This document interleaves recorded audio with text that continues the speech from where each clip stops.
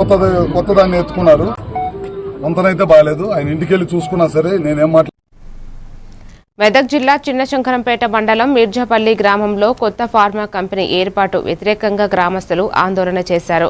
పరిశ్రమకు సంబంధించిన అన్ని అనుమతి పత్రాలను గ్రామ పంచాయతీకి సమర్పించే వరకు పనులు నిలిపివేయాలని పంచాయతీ కార్యదర్శి సంతోష్ కంపెనీ ప్రతినిధి గణేష్కు నోటీసులు అందజేశారు.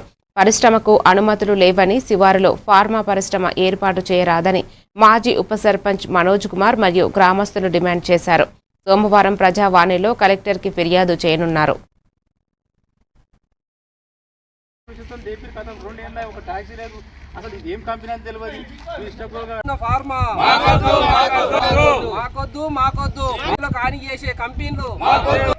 లాస్ట్ సర్పంచ్ పాలకవర్గం జరిగిపోయిన తర్వాత నుండి మరి ఈ కంపెనీ ఇక్కడ కన్స్ట్రక్షన్ చేయడం జరిగింది. మరి దీనికి సంబంధించిన ఏ డాక్యుమెంట్ కూడా గ్రామ పంచాయతీకి సబ్మిట్ చేయలేదు. గ్రామస్తులము గతంలో ఒక 3 నెలల క్రితం వచ్చి ఇక్కడ ధర్నా చేసిన వీళ్ళ నుంచి ఎలాంటి స్పందన లేదు. పోరాటం చేయడానికి సిద్ధంగా ఉన్నాం.